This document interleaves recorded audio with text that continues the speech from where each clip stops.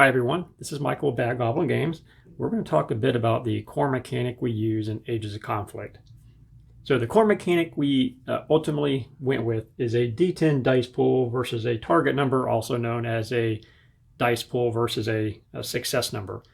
We tried several different mechanics trying to find the one that best fit the system.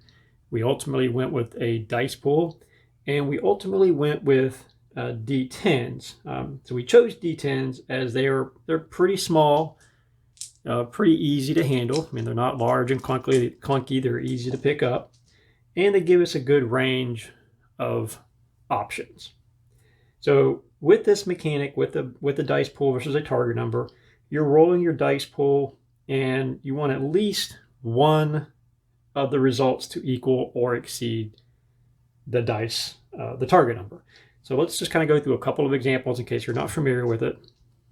So here we're going to roll, say, 3 dice, and we're going to set our target number at a 6. And this means that I want at least one of the dice to be a 6. So I can roll, and we have there a 2, a 2, and a 6. So all we needed was one of those to be a 6 or more. We have that. So that would be a successful roll. Dice pools are nice because we can easily manipulate the expected outcomes. Now, we can't guarantee the outcome, though we can fairly easy calculate or get at least a reasonable guess on what the outcome is going to be. And we can manipulate that by either changing the number of dice we're rolling, say from 1 to 2, or we can change that target number. So let's just kind of show a couple of examples. Let's just say I'm rolling 1 dice. If my target number is a 6, then we know that's basically going to be a 50% chance. Whereas if I'm rolling 2 dice and my target number stays at a 6, then I know that's going to be a 75% chance. So a couple different ways we can manipulate the reasonable or expected outcome. So every task resolution attempt in Ages of Conflict involves rolling your dice pool. Now, most rolls involve rolling either 2d10 or 3d10. Though in combat, some units such as mounted knights or monsters, they may roll 6 or 7 or even 8d10. Though most rolls in the game are either going to involve 2 or 3d10. So outside of combat, most of your rolls are what we call command checks of some variety. And typically your command checks involve rolling 2d10. And in these situations, your target number for success is almost always a 6. So we roll our dice pool, and again, we know just mathematically that if I'm rolling 2d10 and my target number is a 6, that's going to give me a 75% chance of success. And you can see in this situation, I rolled a 5 and a 4. So that would be a failure with that result. Again, we needed at least one of those to be a 6 or more.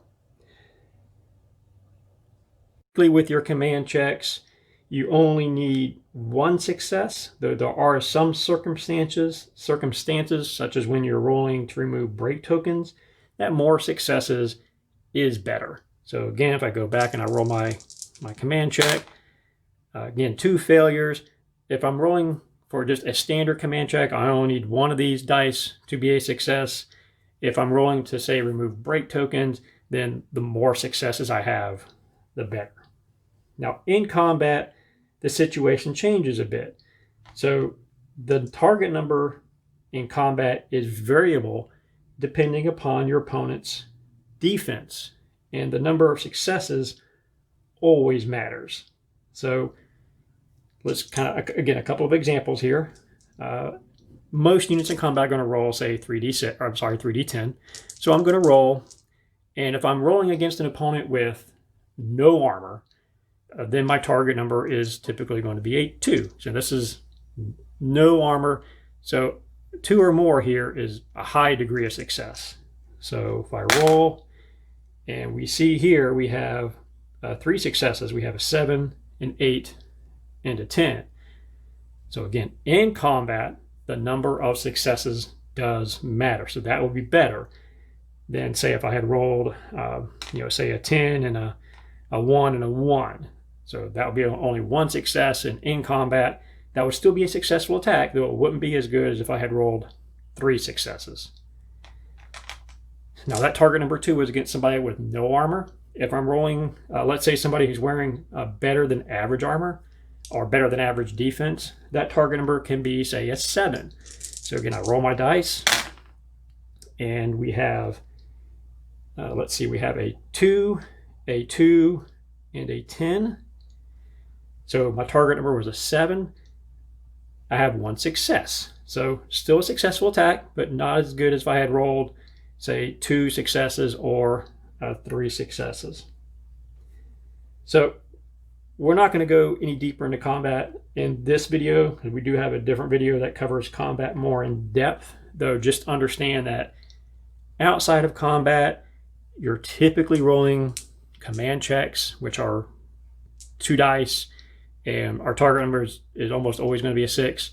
In combat, the number of dice you're rolling depends upon the skill of the unit, and your target number depends upon how well defended your opponent is.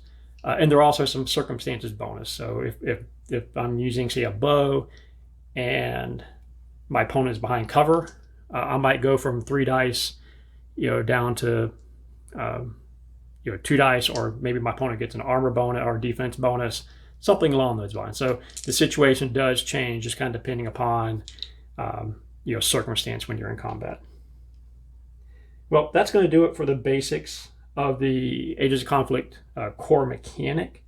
So please be sure to check out the rest of our gameplay videos we have available here. You can also join us on Facebook if you have any questions or comments. Thank you.